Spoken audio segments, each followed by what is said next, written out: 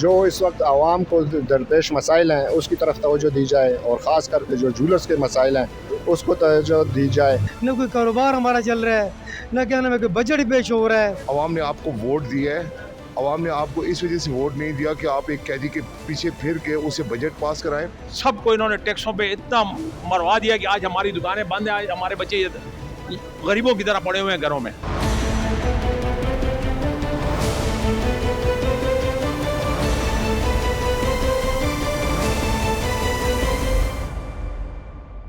پاکستان تحریک انصاف کے سیاسی اختلافات کی وجہ سے لوگوں کا کہنا ہے کہ ان کے مسائل بڑھ رہے ہیں۔ بجٹ کا ٹائم ہے، وفاق کے ساتھ معاملات ٹھیک کر کے اچھی بجٹ پیش کرنے کے بجائے علی امین گنڈپور اور سہیل افریدی آپس کے معاملات میں الجھ پڑے ہیں۔ شہری کیا کہتے ہیں، ان کی رائے جانتے ہیں۔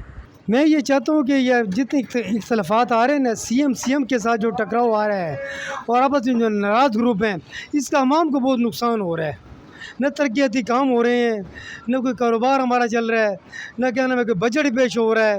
اللہ کرے کہ ان کی اختلافات دور ہو جائیں اور عوام کے سوچیں۔ صوبائی اسمبلی کے تمام ممبران سے اور خصوصی طور پر گنڈپور صاحب سے بھی یہ مطالبہ کرتا ہوں کہ آپ سب مل کے سہیل افریدی کے ساتھ، تاکہ جو مسئلے اس وقت کریٹ ہو رہے ہیں عوام کے لیے، اور اس کا واحد حل یہ ہے کہ آپ سب مل کے یہ بیٹھ کے جب بیٹھیں گے تو اس کا کچھ رزلٹ آئے گا، اور جب آپ لوگوں میں اختلاف ہوگا اور ایک دوسرے کے پیچھے باتیں کریں گے تو مجھے یہ بہت زیادتی ہوگی، کیونکہ اس میں عوام پیچھے جا رہی ہے۔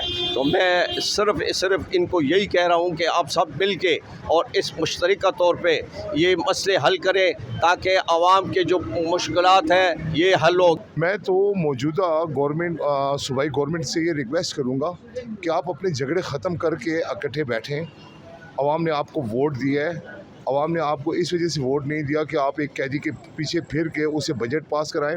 آپ تمام سٹیک ہولڈر کو آن بورڈ لیں اور ان کو ریلیف فراہم کریں۔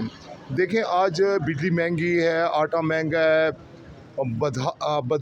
پشاور شہر خاص کر بدحالی کا شکار ہے، آر گردا جنگیں لگی ہوئی ہیں، تو یہاں کوئی گورنمنٹ نام کی چیز ہے کہ نہیں؟ ہم کیا کہیں گے، اپنا رونا ہی روئیں گے۔ ہماری جو حکومت آئی ہے 15 سالوں سے، پی ٹی آئی کی حکومت پڑی ہوئی ہے، ان کے اپنے مسائل ہی نہیں حل ہو رہے، تو یہ ہمیں عوام کو کیا ریلیف دیں گے؟ آپ خود دیکھ لیں انہوں نے ہمیں کیا دیا ہے۔ آج ہمارے یہ بازار دیکھ لیں، ہماری ساری جولر برادری دیکھ رہے ہیں، سب کو انہوں نے ٹیکسوں پہ اتنا مروا دیا کہ آج ہماری دکانیں بند ہیں، آج ہمارے بچے غریبوں کی طرح پڑے ہوئے ہیں گھروں میں۔